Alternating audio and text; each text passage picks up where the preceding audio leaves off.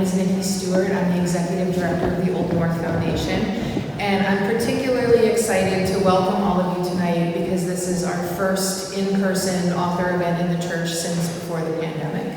I don't like to use the P word too much, but it's very exciting for us. As we get started, I just want to give a few notes. First, I want to thank our partners with the National Parks of Boston, Rev 250, and then also the British Consul General in Boston.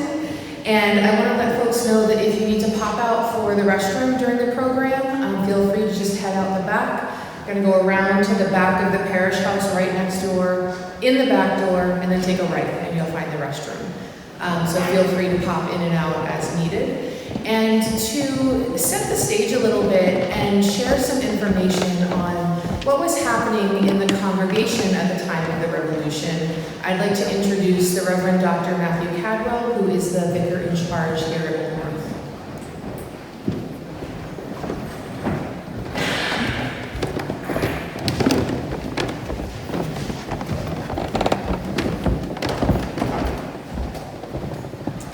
Welcome, everyone. It's great to have you here in this fantastic historic space. A few words about the church, since some of you may be here for the first time or haven't been in a while. The church was built in 1723, and it was the second Church of England parish in Boston. The first was King's Chapel. They're Unitarian now, but they were the first Church of England parish. But we're actually the oldest church building that's still standing in Boston, because all of the previous Congregationalist churches, as well as King's Chapel, were wood structures that were moved or burned down or torn down to build something different. And so we are the oldest church building. And as a Church of England parish, we were a particularly loyalist kind of congregation up until the time of the Revolution. There was some disagreement within the congregation, but I would say on the whole, it was still a loyalist church, except, of course, that there were a few who were able to climb the steeple and shine the lights, the lanterns, on the night of April 18th, 1775. But the royal governor was a member of the congregation. His pew was at the back there. We had special gifts from the king. Prayers for the king were said every Sunday at Old North, and would have been said in any Church of England congregation in the colonies. And then after the Revolution started, a large portion of the congregation actually fled to Canada or to England because they did not side with the Revolution. And so that's a part of our heritage. And even if you read early histories of Old North, Christ Church is our actual name. If you read early histories of Christ Church, they actually don't mention the lanterns. Interestingly enough, that we would think of as the most important piece of our history is the shining of the lanterns. But even as in the early 19th century, they did not think of that as being all that significant. They didn't include that in their histories because they still felt this connection to England and to the Church of England, even though circumstances required that they, of course, now be an American institution and were founders of the Episcopal Church in the U.S. So that's a little bit of context. The Howe family wasn't parishioners, as far as we know, here at Old North, but it tells you that even in a place like Boston, that was the center of the start of the Revolution, there was a strong loyalist community. Even in this church that we see as the symbol of the Revolution and American liberty, there was a strong loyalist contingent here. And probably even after the Revolution, some fled, some just wanted the war to end eventually, and they wanted to return to their lives, and were happy with whatever form of government, but they didn't see themselves as being opposed to England or the king necessarily. So a little context as we enter this space and think about our colonial history. And now I'm happy to invite David Hannigan from the National Park Service to speak to us.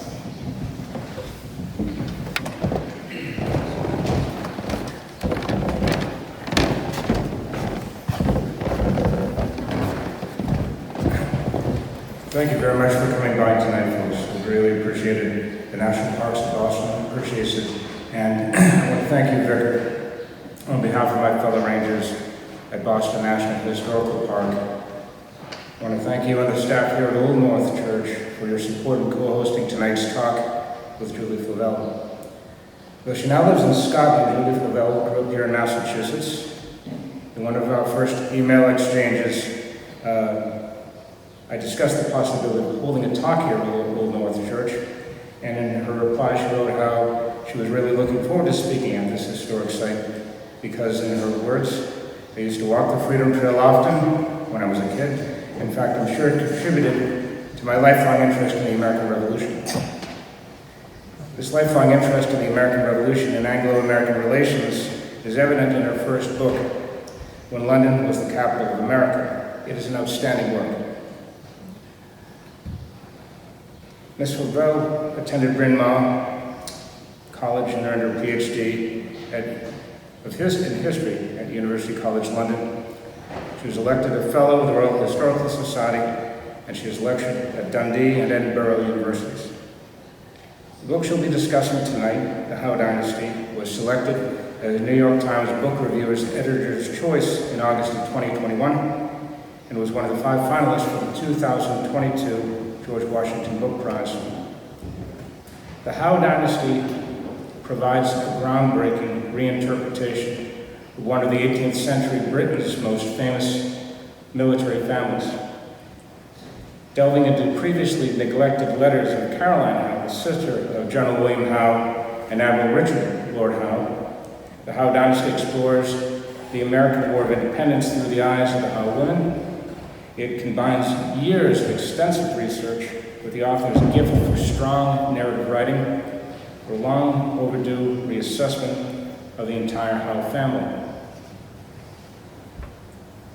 The members of the family had as much at stake as the Washingtons and Adamses in the conflict that created the United States.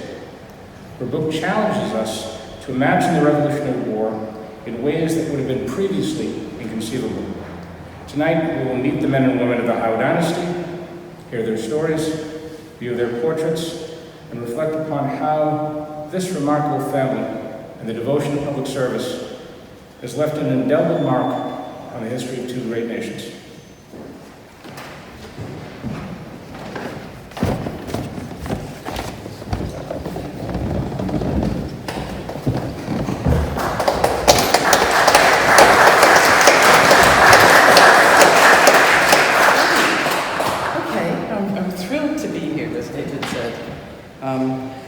And today, I'm going to start with a question that I'm often asked at the end of my talks, which is, how did I become interested in the House? And the fact is, I don't have any easy answer to this, because my interest in the House is long-standing, and it's evolved over many years. I grew up in the Boston area, as David said, and as you know, around here, local stories of the American Revolution abound, and that gave me my lifelong interest in the war. I read my Esther Forbes, I walked the Freedom Trail, and I was always intrigued by the figure of General William Howe, because he seemed to me like somebody who had an unexplored backstory. He was, if the stories are true, he was the redcoat general who was so well liked when he arrived in Boston in May 1775, that a few weeks later on Bunker Hill, he was spared by American sharpshooters when they recognized him from behind the rebel barricades. And by 1776, in what was an unusual arrangement, he was commander-in-chief of the British forces in America alongside of his brother, Admiral Richard Howe. And the impression that the Howe command was a family affair is intensified by the fact that the brothers, as the Admiral and General were called, lost another brother almost 20 years earlier fighting the French at Fort Ticonderoga. So neither Admiral nor General Howe had the usual profile of British career officers jumping into the War of Independence to get ahead. And when I came to study the American Revolution as a serious scholar, I discovered that the sense of mystery that I detected around the Howes was a persistent thread in every scholarly work on the Howe command. For over 2 centuries, there have been long-standing conspiracy theories surrounding the brothers to the effect that the Howes were deliberately soft on the rebellion. And these theories have been taken seriously by historians over many years, and they've never entirely died down. Now, the fact is that even without these conspiracy theories, the Howes have taken the greatest share of the blame in military histories for Britain's failure to win the war, because they were in command at a point where the French hadn't joined the war yet, and the American army still wasn't fully up to professional scratch. And of course, the British expected the war to be an easy victory. So, like any commanders who fail in their objective in any wars, they've been accused of all sorts of missed opportunities. But they've also been accused of what's much worse, which is deliberate failure to bring the war to a conclusion by avoiding an all-out confrontation with the rebel army, and all sorts of motives have been adduced to account for this supposed deliberate backwardness in the service of their country. Now, the sense of mystery around the Howes was compounded by an accidental fire that destroyed the Howe family papers just a few decades after the war. So historians usually stress in any history of the Howe command that virtually nothing is known or can be known about the private lives of Admiral and General Howe beyond what can be found in military papers and dispatches. So the Howes seemed like a closed door, but I was led back to them in a very unexpected way. I was looking for material for a sequel to my book, When London Was Capital of America. And in quest of material, I went to the letters of Caroline Howe, the sister of the Admiral and the General. Her letters are in the Spencer papers in the British Library. And I was surprised to find that within the pages of a correspondence of more than 40 years with her closest friend, Lady Georgiana Spencer, who was the many times great-grandmother of Princess Diana, Caroline Howe left what was effectively a treasure trove of Howe family letters. And there's absolutely no doubt that if these letters, which are sitting in a well-known collection in the British Library, had been written by a brother of the Admiral and General, they would never, ever have been neglected by military historians. So I decided to write a biography of the Howe Dynasty, the first ever biography.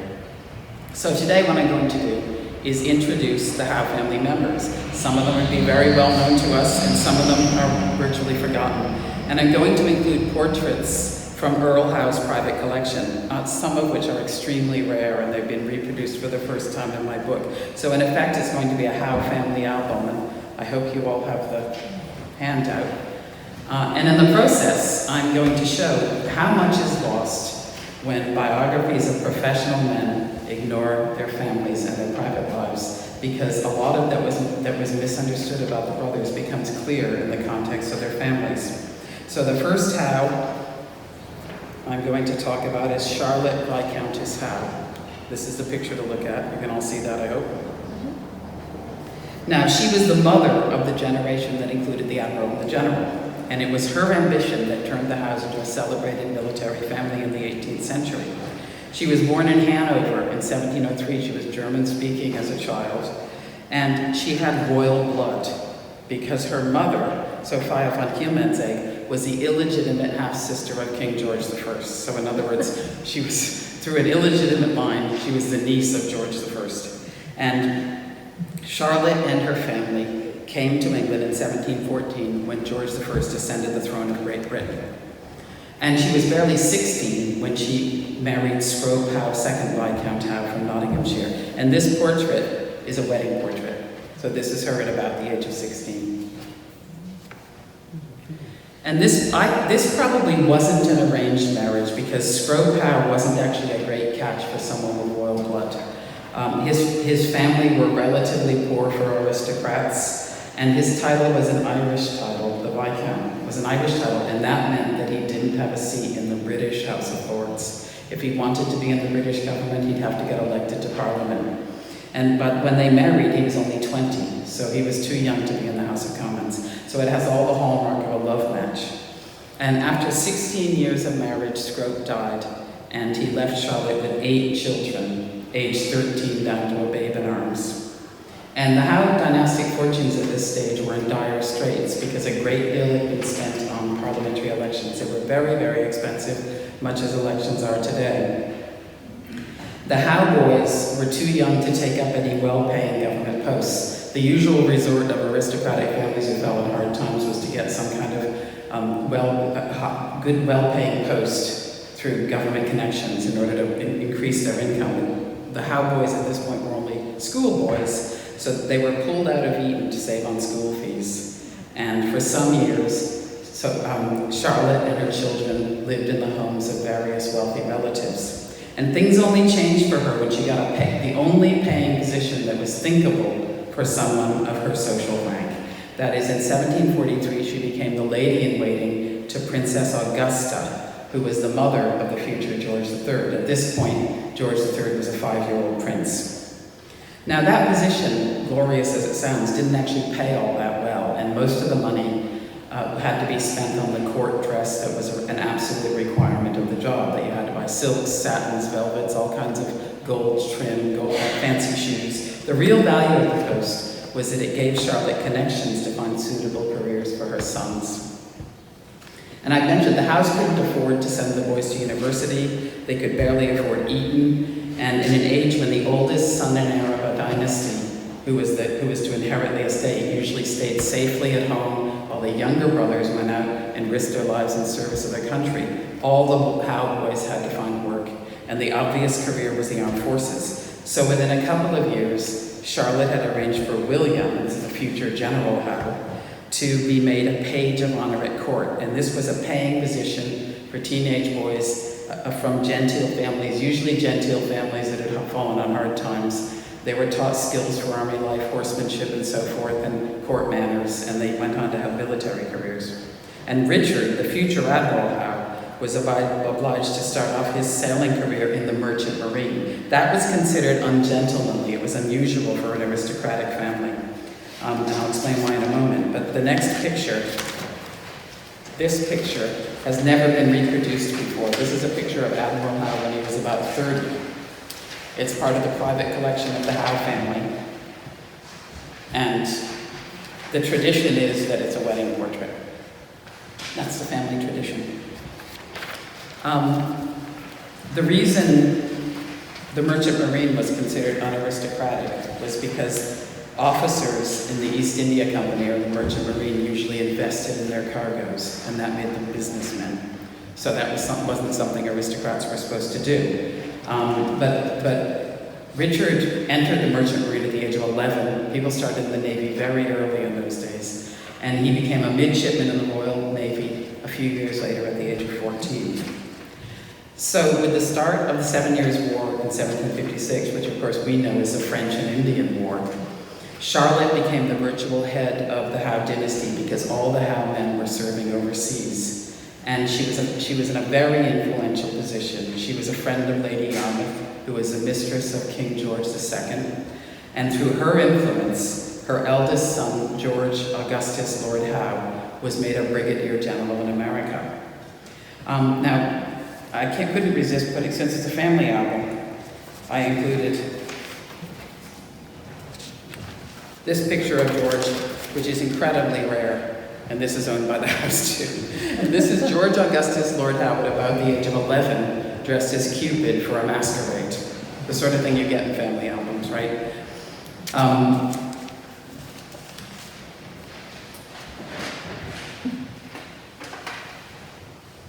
He was the oldest, he was the hope of the dynasty, and he clearly felt the pressure. He was a very keen cricket player. He played cricket, he gambled on the games, which was very common then, and he was a reckless rider at hunting events. He broke various bones and so forth, chasing the fox. And Charlotte used her influence to make George an ensign in the prestigious regiment of foot guards in 1745 at the age of 20. So a more martial-looking picture of George is next. This is him in his foot guards regimentals. This picture is less rare. Right now it's in Lord Howe's office in the Ministry of Defense, but it's often reproduced in books about George Howe. And as soon as George was in the Guards, he was age 20 when he got into the Guards, he started off his military career by volunteering during the War of the Austrian Succession, which was before the 7 Years' War. And he was very keen to make his name, and he made the London newspapers by single-handedly capturing several enemy French officers. That was the sort of image George wanted. And his enthusiasm and his gung-ho attitude made him a good choice for service in America in 1757 during the French and Indian War. The British Army needed to learn American-style wilderness warfare to wage that war in America, and George helped to pioneer this. He went out ranging with the famous Rogers Rangers, and he introduced light techniques into his own regiment. He insisted that the officer class do without luxuries and discard their baggage. He made them get rid of their heavy gold lace and cut their hair. Short hair was considered unaristocratic, so the officers didn't particularly want this. And he had a very egalitarian manner with all the troops. They were mixed troops. There were colonial militia fighting and volunteers fighting alongside British regulars. And his egalitarian manner made him very popular with the Americans. And in fact, in the 20th century, after World War II, a historian said that in his opinion, George Howe was the most popular British officer ever to serve alongside American soldiers. But his command in America ended in tragedy. Oh, sorry, I've come too close to that, haven't I? In 1758, George was killed in a failed attempt to take Fort Ticonderoga from the French. Ticonderoga wouldn't be successfully captured from the French until the following year. And the colony of Massachusetts raised a monument in Westminster Abbey in his memory, which you can still see today. And when the news reached England, his mother Charlotte didn't have very long to grieve because she was obliged to take action to protect George's parliamentary seat of Nottingham. The House saw that parliamentary seat as theirs by right. They were the local gentry. They should represent Nottingham. But as soon as the seat was known to be emptied by George's death, a predatory political manager, the Duke of Newcastle, tried to install his own local favorite into the seat. And Charlotte prevented him by doing something that was very out of character for a woman of her rank and shows what the Howe women were like. She put a piece in the newspaper appealing to the voters of Nottingham to give the seat to her younger son, William. She appealed over the head of the Duke, and it worked. She used dramatic language that positioned her as a vulnerable female. She wrote, "Permit me to implore the protection of every one of you as the mother of him whose life has been lost in the service of his country." So William Howe, the future General Howe, became MP for Nottingham. And this was such an unusual step for a woman that it was reprinted in the newspapers for years afterwards, and it shows Charlotte's skill. Because Georgian women did involve themselves in politics, but they were supposed to, aristocratic women did, but they were supposed to remain strictly behind the scenes if they were politically active. And women who stepped too far into the public eye were normally heaped with abuse in the newspapers and in the media. But for this episode, Charlotte was praised as the prototype of a stoical British mother of a military family. So she pulled it off. Now the next family member I'm going to talk about is another Howe woman. I think her picture's on the back. Okay, so here she is. Can everybody see that? She's sitting at a desk. She's got some Egyptian artifacts in front of her, and she's writing a letter. This is the only surviving picture of Caroline Howe, whose letters are at the center of my book. And she was the oldest daughter of Scrope and Charlotte Howe. And in fact, she was oldest sister to the Admiral and General. She was raised to take an active part in drawing room politics, and she was taught by her mother to maintain contacts at court and in influential circles. And throughout her life, just to show you the bias of the times, Charlotte was described as having a mind like a man. She was clever, she liked maths, something a little unusual in ladies, according to Ben Franklin when he met her. She was self-educated, she understood Latin, French, Greek, she read widely, she read travel literature, the classics, novels, whatever, everything. But she was also athletic for her day. She's the only woman listed as a member of the Beaver Hunt from Rutland Castle in the 18th century, the only woman member. And I don't think she did it because she loved blood sports, but because riding was a form of exercise that a lady could do. And you see her, this picture is perfect of her writing. She was a famous letter writer. And the portrait was made when she was 90, so it's a bit ahead of the time we're talking about. But by the time of the start of the American Revolution, Caroline was a widow in her early 50s, living in a stylish townhouse in Grafton Street. And this is the only photograph. If you turn to the only photograph you'll find in these pictures. This photograph I found in a London archive is actually a picture of her house. And if you look closely at it, you'll see it says Sawyer Bookshop. It's a bookshop. In the early 1960s, this picture was taken. By then it was a bookshop. And you can see the front was redone in the Victorian period. During her lifetime, it would have been white, like the house you can barely see to the left. And it was torn down in the 1980s. And it was to this house that she would invite Benjamin Franklin to play a game of chess that would ultimately involve her brothers in the American War of Independence. And by this time, Benjamin Franklin had been in London for over 10 years as a spokesman for the American colonies. And in November 1774, 6 months before the Battle of Lexington and Concord, Caroline sent a challenge to Franklin through a member of the Royal Society who was a friend of hers. She said she'd heard he was a skilled chess player and she fancied she could beat him. She was very competitive, and she did love to play chess and sometimes bet on it. And I've included pictures here. The motif of Caroline Howe playing chess with Ben Franklin was a very popular one with 19th century artists. And these are 2 pictures I've included that are artists' imaginings of their games together. You can see the one on the left has Admiral Howe in it as well, which I'll come to.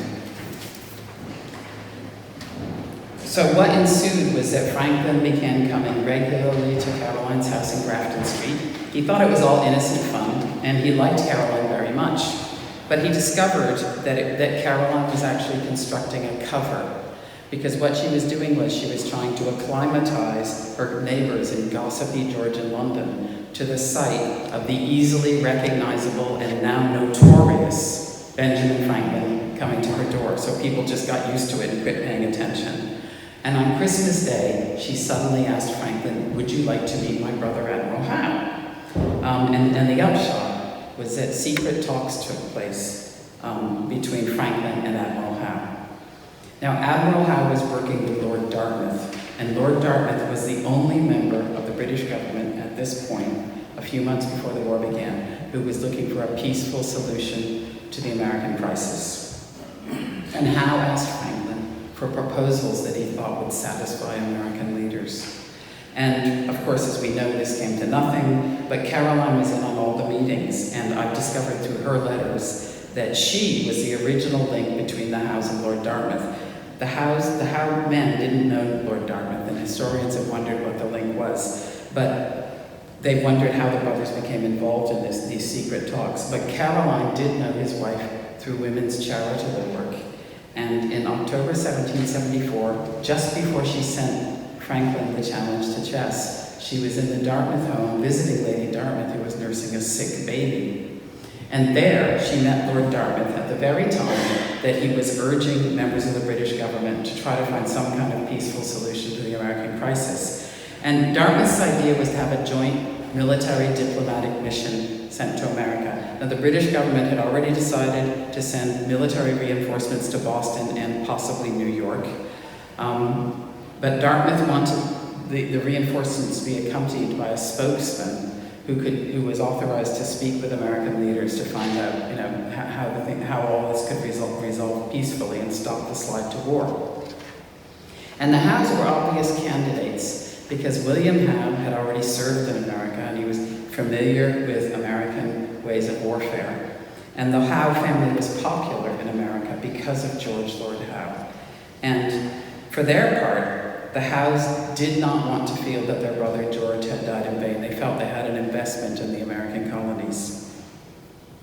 And, obviously these talks came to nothing, and Franklin returned to America in March 1775, and once he came into America, once he arrived in Philadelphia, he joined the Second Continental Congress. But the secret talks in London would eventually become part of the legend of the Howes that I referred to at the beginning of my talk, because rumors that they'd taken place began spreading during the war, and loyalists who eventually were angry at the failure of the Howes to end the rebellion claimed that Admiral Howe had been manipulated by Ben Franklin in these secret meetings, that he was puffed up with a belief that he, Howe, could become the national hero who ended the rebellion peacefully by opening talks with the rebels, and that as a result, the brothers were soft on the rebellion in the way they waged war, thinking that that would be more likely to woo the American leaders to the table. And of course, this phenomenon has a very modern twang for us. It's a conspiracy theory to explain what people found hard to accept. In this case, that the war in America wasn't the easy pushover they'd been promised. And this leads me to the only non-Howe I've included in the family album, and that's Elizabeth Loring. And by 1777, it was becoming clear that the war in America was stalling. The Howe brothers had captured New York, but not much else. Washington's rebel army was on the offensive, and British public opinion at this point, in the early months of 1777, began to attack the brothers. And the conspiracy theories I mentioned gained traction. The brothers were accused of deliberately losing a war that at the start the British government had given out as impossible to fail. And motives for this perfidy varied. One was, there was an argument that they secretly supported the rebellion because the rebels, the Americans, had raised a monument to their brother, so they had American sympathies. Another was a popular one was that they wanted to prolong the war to make money. And in fact, that arguments that British officers dragged wars out to make money were going to persist all the way up to the Crimean War. But the other one is the one I've already mentioned, that they wanted to be seen as saviors of the empire, and they thought that being soft on the American army, they could better woo patriot leaders to the bargaining table. So I don't have a picture of Elizabeth Loring. I know there has been one. It's disappeared. So what I've included is an example of what the London media was putting out about the Howes. The conference between the brothers Howe to get rich. So this is a London cartoon, autumn 1777, showing Admiral and General Howe sitting at a table saying, "How should we get rich?" And between them is the devil saying, "How prolong the war."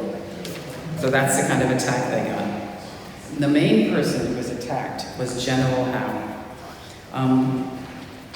And the central figure in the media-based conversion of William Howe, General William Howe's image, from a popular hero of the 7 Years' War. He was very popular after the 7 Years' War. He'd climbed the heights of Abraham and helped take Quebec for the British, and he was seen as a dashing young officer. But the main figure, he was now converted into a sort of a bloated aristocrat during the War of Independence. And the central figure in this media-based conversion of his image was Elizabeth Loring. And she was a Boston woman who we met in 1775 when he arrived here. And she and her husband, Joshua Loring, were both loyalists. They'd taken refuge in Boston after the Battle of Lexington and Concord. And when General Howe evacuated Boston in the next year, went to Halifax and then New York, the Lorings went with him. And when they came to New York with the British Army in 1776, William Howe made Joshua Loring commissary of prisoners. And it was in early 1777 when the campaigning had stopped for the winter, and as I'm sure pretty much everyone knows here, Washington struck back at Trenton and Princeton, putting the British Army unexpectedly on the defensive, that the rumors began that Betsy Loring, as she's often called, was Howe's mistress. And these rumors first started in private letters coming out of New York City, and then newspaper attacks. And the argument was that her husband stood by and allowed the affair in return for his job as commissary. But, although it was promulgated by loyalists, the rebel newspapers were quick to pick the story up, very happy to spread any story that made the Howes look bad. And the London press was also happy to pick it up because they were furious at the Howes for not pushing harder to win the war. So the Howes had been popular, but they were now made over to be middle-aged, bloated, decadent aristocrats, not the sort of men who could win Britain's wars for her. And the image that was widespread was of him in bed with Mrs. Loring. In other words, she was made out to be Delilah to his Samson. And a jingle that survived that shows this, that some of you may know, by Francis Hopkinson, the patriot, is Sir William he snug as a flea, lay all this time a-snoring, nor dreamed of harm as he lay warm in bed with Mrs. Loring. So that was the kind of, that he was sleepwalking into failure in the arms of Mrs. Loring. Now, historians have barely looked into the facts of Mrs. Loring's life, even though they constantly mention her very briefly in military histories as Howe's mistress, and it's always been assumed that all the gossip was true. But by looking at her through the lens of the Howe family, I've found it's highly unlikely that she was his mistress. Elizabeth Loring was born in 1752. She was more than 20 years younger than William. She was born to a well-to-do family on Long Island, the Lloyds. And by the time she met William Howe in May 1775, she was married to Joshua Loring, who was from a wealthy Massachusetts family. And William surely did meet her as soon as he arrived in Boston, just as the gossip goes, but not because of her supposed flashing blue eyes and blonde hair. She's always described that way in the books, although there aren't any pictures to back that up. Her husband, Joshua, had served in the French and Indian War alongside William Howe at Havana, Cuba in 1762. And her uncle, more importantly, her uncle, James Lloyd, was a doctor who William Howe believed had saved his life in 1758. In 1758, after the siege of Louisbourg, the British troops arrived in Boston, and William Howe fell very, very ill, and he always believed that it was because of Dr. Lloyd that he survived, so he felt grateful to Elizabeth Loring's uncle. So William already knew her family, and when Elizabeth met William, she was also 4 months pregnant, which isn't an auspicious time to begin an affair, and that's a fact that military historians haven't bothered to look up. Her son is in the Dictionary of National Biography. They only had to look at his birth date and count backward. Her baby was born in October of 1775, and he was named after the last royal governor of New Hampshire, John Wentworth. And the reason this matters is because John Wentworth had been Joshua Loring's employer before the war started. So in other words, they were naming their baby after the boss. And the Wentworths were related to the family. I hope I'm not getting too confusing here. They were related to William Howe's wife, Frances Howe. And they would associate with her when they returned to London during the war. So it's simply unbelievable that William Howe would choose as a mistress a woman whose friends and family were part of his own circle, people who knew his wife, and in a day when rank did matter, a woman from a respectable middle-class background. And there's actually no direct evidence of the affair, which some military historians have mentioned. There's not much proving that it ever happened. What William Howe and Mrs. Loring thought of having their names tied together forever as they are isn't known. There's not a single surviving letter of Mrs. Loring as an adult, and William Howe never said anything. But the episode does show an unpleasant misogynistic streak in the attempts to blacken the Howe name. And it's been by reconstructing the private world of the Howes that I've been able to find out who Mrs. Loring really was. That is, the wife of a former comrade of arms of William's house and the niece of a doctor who saved his life. So next I have a portrait of William, because it's a family album, and there, can everyone see that? Okay. Now, there are no verifiable portraits that I know of General William Howe still in existence, and this mezzotent is probably a copy of a lost oil painting of General Howe. And you'll see it widely reproduced in books about the house. And it's been used as evidence that William loved finery. It's been cited as evidence that he loved finery. But the problem with this is that it was produced and sold in London in early 1777 when William was in New York. He never sat for this painting. And at the time that this was produced, the campaign in America seemed to be going well, and London printmakers knew that they could usually make money out of doing a portrait of a successful general and selling the prints. Now, William had been made a Knight of the Bath for capturing New York in late 1776. Of course, all this time he was in America. So the artist has added the supposed finery, his star and sash of the Knight of the Bath. That's all the imagination of the artist who created the mezzotint. If we really want to know what William looked like, oddly, the surviving verbal descriptions all compare him with his adversary, George Washington. So, for example, after the war, a Philadelphia woman recalled, "Sir William Howe was a fine figure, full 6 feet high and well-proportioned, in appearance not unlike his antagonist, General Washington. His manners were graceful and dignified, and he was much beloved by his officers for his generosity and affability." And in fact, Howe and Washington are often compared in history books. They were close in age, they were the same height, and they were both reputed to be totally unafraid when bullets flew around them. But there, the similarities usually end, because as we've seen, William was made over in the media to be a debauched, indolent commander who was addicted to comfort, which is very different from Washington's image, say, at Valley Forge. And at the same time, this is a curious fact, Washington was being lionized in the British press while Howe was being attacked, as embodying the very ideal of an Anglo-American hero. So one London newspaper described George Washington as the flower of American chivalry. And even in the private circles of the Howe women, I found reading diaries, there were aristocratic women. I found a record of a friend of the house who sat at a tea table where a duchess declared that she adored General Washington, and another woman who was actually a friend of William's said, "So do I." And he was a very popular figure, and opposition ladies like the Duchess of Devonshire, who was also a good friend of the house, wore blue and buff in order to show their support. And this, for General Washington and his cause.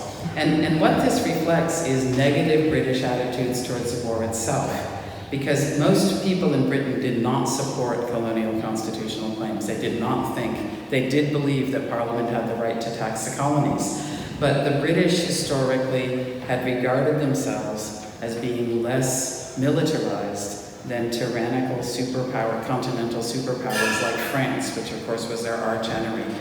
France and Prussia had huge standing armies. Britain did not. When Britain started a war in the 18th century, the British often started off by losing a lot, which is the case with the 7 Years' War, and then they rallied and pulled themselves together and proved that they were free men and brave and defeated the enemy. And they were kind of proud of this fact. And the American Revolution was very, very different, of course. The Americans didn't have any large army, they didn't have any professional army at all. And the British were very uncomfortable having the role of Goliath against colonial David. So as the British newspapers attacked their own unsuccessful commanders, they praised Washington as a self-sacrificing Anglo-American hero. And of course, the entire Howe family hated this, and they blamed figures of the British government for not doing enough to stop it. But I think that what William Howe would have disliked the most wasn't any of this, but the fabrication, which was started a few decades after the war, that Bunker Hill had left him so shaken up that he felt unable to confront Washington in a direct attack for the rest of the war. There's been a persistent tradition, which is still repeated in history books today, about the effect of the Battle of Bunker Hill of June 17, 1775 on General Howe. Now, it was admittedly a Pyrrhic victory for the British. The redcoat soldiers, led by General Howe, marched into rebel fire from the ramparts on the hilltop, and they suffered some of the worst British casualties of the war, despite managing to take the hill. And this disastrous strategy was supposed to show the arrogance of Howe, who assumed, supposedly, that the Americans would run at the sight of advancing professional British soldiers. And of course, instead, as the story goes, the Americans fired for hours at the British troops, inflicting terrible casualties. And the result for Howe, according to the story, was that he suffered a kind of post-traumatic stress disorder. I think that's the best way to put it, although he was a veteran of 2 wars. And thereafter, he avoided frontal assaults on the American enemy. And this idea was first suggested in a history of the Revolution that was published 30 years after the war by an American general. And it's been used to account for Howe's preference for avoiding direct attacks on rebel strongholds around New York the following year, and especially at the Battle of Brooklyn of August 27, 1776. But William had served in New England and Canada in the French and Indian War, and far from underestimating his Yankee opponents, he knew that New Englanders, compared to all the other regions of colonial America, were trained from an early age to handle arms. The New Englanders were often compared to the Scots, to Highland Scots in this respect, by British officers in the 18th century. And at the beginning of the war, writing about New Englanders' ability to wage war, he described them as a rustic province whose menfolk were trained to bear arms. At Bunker Hill, the original idea had been to use the frontal assault as a feint, and the British intended to bypass it on the left. I see you have a plaque over here about the rail fence already. And the British were going to bypass the fort on the left and attack the Americans in the rear, but the Americans had reinforced the rail fence on the left, and there was also misinformation about the terrain for the British. And in the fire that ensued and all the smoke and confusion, the British troops broke form and were driven back. So William had to carry on with a frontal assault, and now the frontal assault became the main assault up the hill itself. And at one point he did find himself standing totally alone before the rebel barricades. And at Brooklyn a year later, William was aware that Washington would have liked nothing better than to reprise what had happened at Bunker Hill. That Washington hoped to lure the British commander into another frontal assault because that was what Washington's green American troops at this point felt most comfortable with, firing at advancing redcoats and knowing they had their back, they could run away if they had to. And instead, Howe denied Washington that. He dug in and began constructing siege works around the fort at Brooklyn, and it was only when it became clear to Washington, he'd actually been bringing reinforcements over from Manhattan because he was so sure that he knew what Howe was going to do. But it was only when he suddenly realized that Howe was not going to attack, he was being surrounded, and British warships could come up the East River, that he suddenly decided it was time to get out. And he evacuated the American army to Manhattan under cover of darkness on the night of August 29. Of course, that's become an iconic moment in American history. A storm actually assisted in the cover the Americans needed to effect that. Now, I've said that William's been compared to Washington in certain respects, and another that isn't usually mentioned is that, like Washington, Howe had never served as a commander-in-chief at the start of the American War of Independence. Neither of these generals had ever served as an actual commander-in-chief in a war, so he was inexperienced. And I know that Washington expressed some doubt on this point in 1775, and William did too. He was worried about the war. Far from being arrogant, he knew from the start, along with some British politicians, people in government who were worried about the same thing, he knew the British army could get bogged down in America. And he admitted to his brother that he felt some doubt about becoming commander-in-chief. Okay, so the final portraits are Admiral Howe and his wife. At this point, he was a Commodore. These are very famous portraits by Gainsborough. They were painted right after the 7 Years' War, when things were very good for the Admiral and his wife. And this portrait of Mary Countess Howe is probably Gainsborough's most famous portrait of a woman. And it's said that he had a crush on her. I don't know what the evidence is for that. Now, it's Admiral Howe who's best remembered in the UK today because he was the victor of Britain's first major sea battle of the Wars of the French Revolution that would become the Napoleonic Wars. And that was the glorious 1st of June of 1794. And in Britain, that's what he's known for today. If we try to talk about Howes, they might light up if you mention Admiral Howe on the glorious 1st of June. And in Langer, Nottinghamshire today, which is where Richard is buried, the village still celebrates the glorious 1st. They open a bottle of champagne in the church.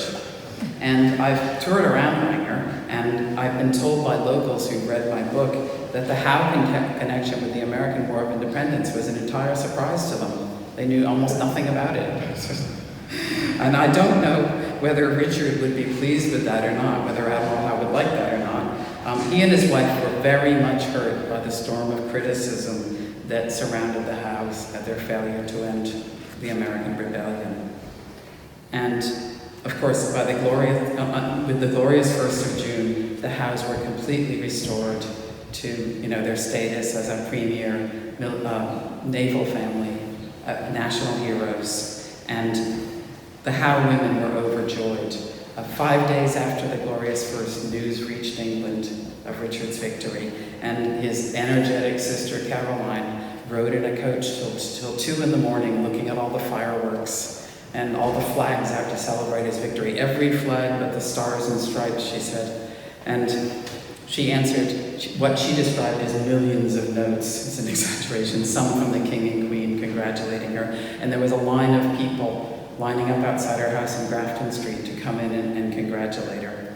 And there's a story about Lady Howe, whose picture is there, Richard's wife, that when the courier arrived with news as to whether her husband was safe and the outcome of the battle in the middle of the night, a few days after the battle, the servant brought the dispatch to her door and said, "I can't come in, my lady, I'm naked." And she said, "I'll get under the covers, just bring it in and put it on my bedside table and get out," because she was so eager to read it.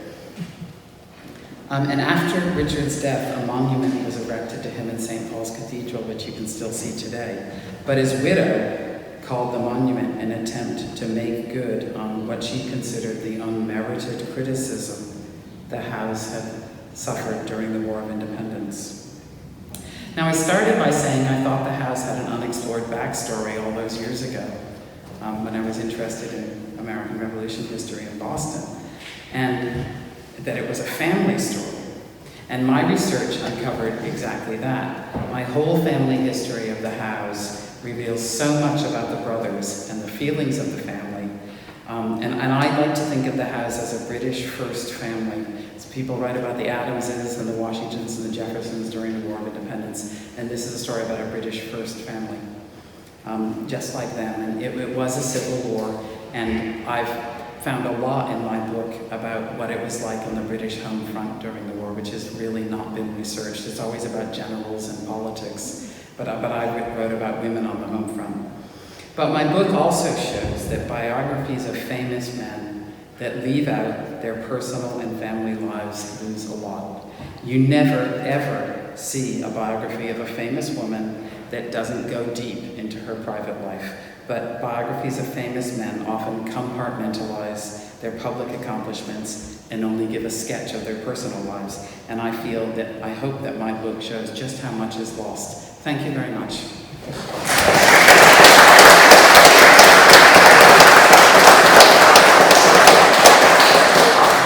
I don't know whether people want to ask questions or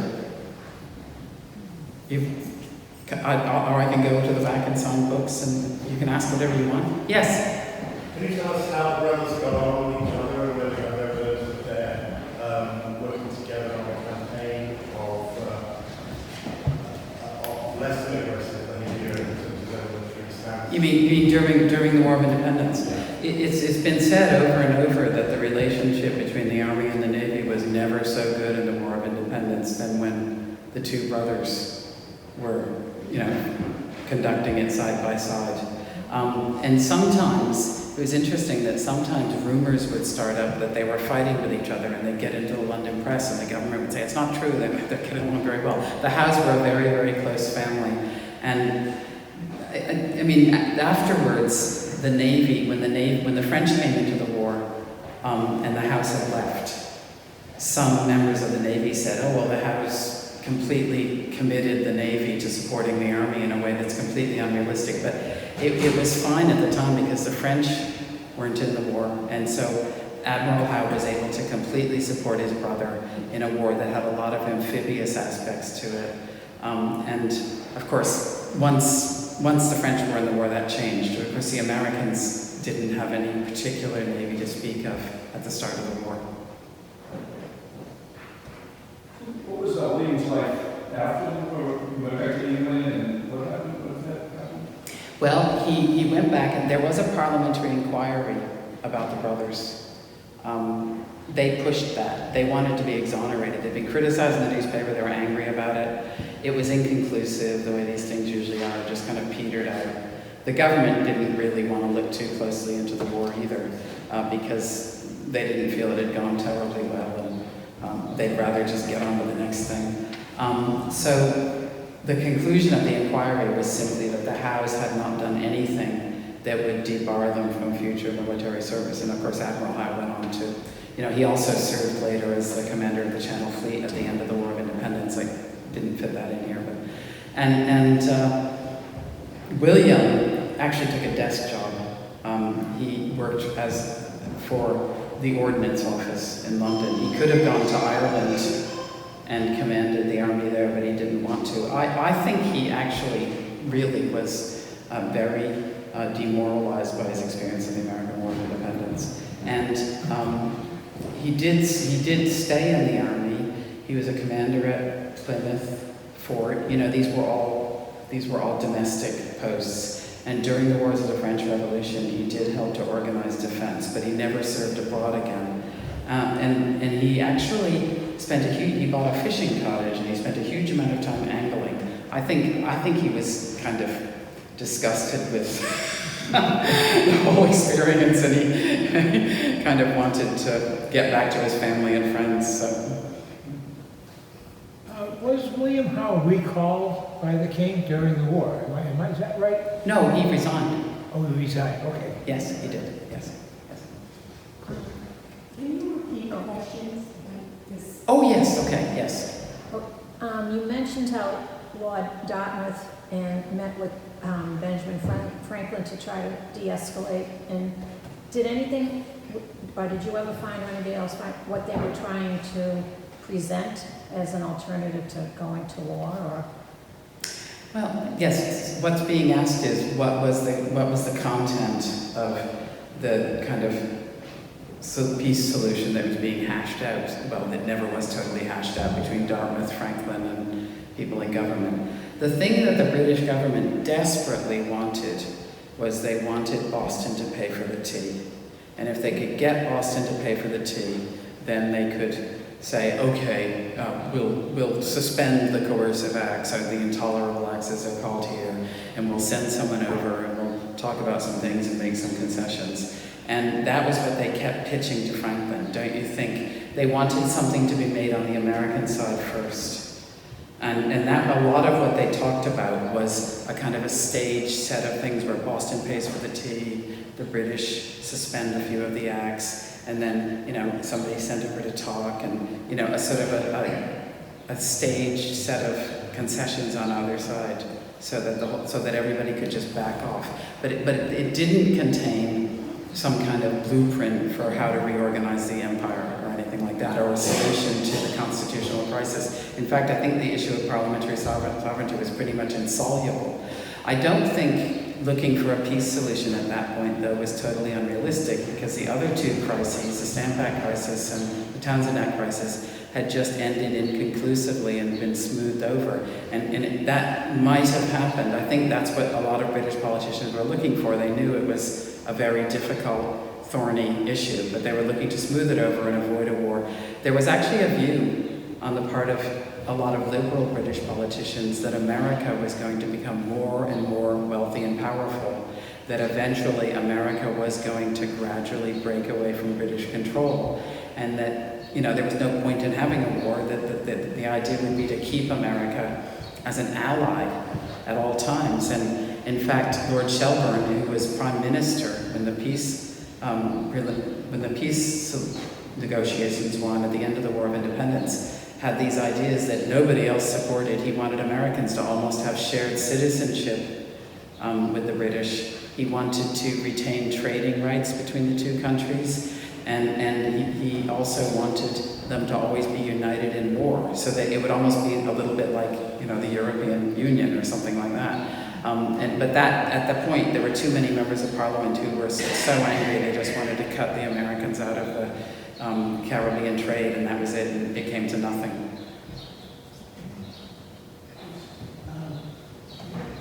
What position was William Howe in general with Thomas Gage? Did Howe take over, this part of the empire? Oh, yeah, so I'm being asked what was William Howe's position vis-a-vis General Gage? Well, the British government had decided that General Gage was too soft and he wasn't doing enough, and that the reason the Americans were drilling so much in Massachusetts was because the British Army wasn't being rigorous enough, which of course is the reason he sent troops out to seize the stores at Lexington and Concord, because he thought he should do something decisive. So Howe was sent to initially to support Gage, along with Clinton and Burgoyne, but he was a major general. But the intention was to make him governor of Massachusetts and send Gage home, and Gage was sent home that year. I understand why he resigned his position. Okay, I'm going to ask, when did General Howe resign? General Howe resigned in October 1777. He resigned, in his letter of resignation. His letter of resignation was written after rumors of Saratoga had reached him in Philadelphia.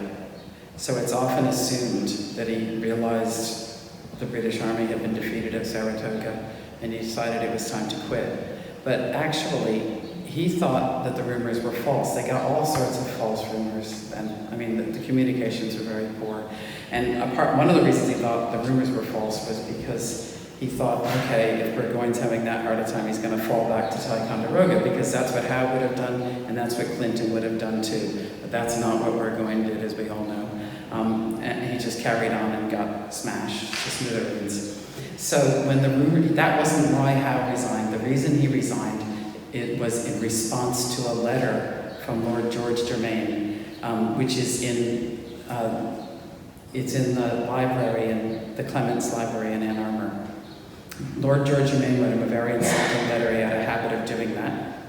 And he refused several minor requests William had made about officer promotions. And then he wrote in a sneering, insulting way about how it would be nice if Howe would actually succeed at something that the British public could understand. And the Howes were totally aware of how the media was trashing them in England. They were kept very well informed by the women in their family and by everybody else. And they were furious at it. They blamed Germain for letting this stuff go on. And the other thing that had happened was that he arrived in Philadelphia. He expected there to be more loyalists. There were a lot of loyalists in the area, but he expected more, and he didn't expect to have to go on fighting so hard just to forage and get supplies and so forth, as he'd had to do around New York. So he was becoming disgusted with, finding things not as he expected them to be, and at the same time, the constant attacks that he thought. The House thought Lord George Germain was actually writing some of the newspaper attacks. It's never actually been proven. Maybe he was, I don't know. And so he quit. He said, because you have no confidence in me, I'm resigning now. And he came home. But that letter isn't published in any of the published papers. It's just sitting. The letter Germain wrote him that made him so angry, that he responded to directly and resigned. It's just sitting as a document in the Clements Library. So people, sometimes, as they say, they take it to be Saratoga, but it wasn't. He was very. He was secretary for the American Department, which meant that when the war started, that was supposed to be a peaceful role, but when the war started, he took over management of the war. And he and the Howes had never gotten along. They disliked each other for decades. And he always felt that the Howes were he expected the war to be easy. He thought the reason it wasn't easy was because the Howes were not trying hard enough. He thought Burgoyne would be more dashing and just get out and defeat the colonials, who would be easy to defeat. It's actually a funny business, because I know Americans have this folkloric idea that the British despised American military prowess, but the Burgoyne, when he got to New England, he put out a proclamation, this really obnoxious proclamation saying, you had all better not defy me, because I shall have the lot of you at my feet, or something like that. And people in London and friends of the House cheered at it. And Horace Walpole wrote, "Oh boy, he better win, because he's going to look like such a fool after writing this." It was just something about Burgoyne. So So it's almost like he was the Walt Disney version of a haughty British officer. And the House didn't like him either. And one of their secretary's wife wrote to the House secretary in America saying, what an embarrassing proclamation. And people said, at least the House are quiet. So, Germain was the one who picked Burgoyne for this campaign. I mean, because he agreed the House are too careful, too slow, too lazy, and this guy's going to get out there and do it. And boy, he did, so, okay. Are there any more questions? Yeah. So in your book you mentioned that Carolyn, very independent, a lot of networking, prolific letter writer, partly because she was widowed and childless and not constrained by domestic obligations. I'm wondering if you ran across anything in her letters that indicated she was committed to maintaining that, but she was avoiding any kind of future marriage or suitors or anything like that. She was relishing that independence. You mean, are you asking, was she deliberately childless? Not childless, but that she never remarried. That she never wanted to remarry. You're asking, did she never want to remarry because she kind of liked being a widow? Yeah. Well, she did have a long-standing flirtation with someone at the end of the War of Independence that went on for years. I rather imagine she would have married him, possibly, or she would have been happy enough to marry him. But I think she did enjoy being a widow. I mean, for women, being widowed could be a very, very advantageous situation. You weren't under constant pressure to find a man or get married, and if you inherited money, and it could be a very nice position to be in. So I think she was happy with her family, actually. I think she enjoyed promoting the careers of her brothers. She moved in royal circles. The royal family liked the House a lot. Even when they didn't do very well in the War of Independence, the king really liked Admiral Howe, and that persisted. So I think that, I think probably she was happy, although she was very attached to her husband. She was happy to stay single after that. Okay, are there any more questions? Great, well, I've really been thrilled to be here because, I'm talking to Bostonians and I have to explain so much less. So, thank you for coming. Thank you.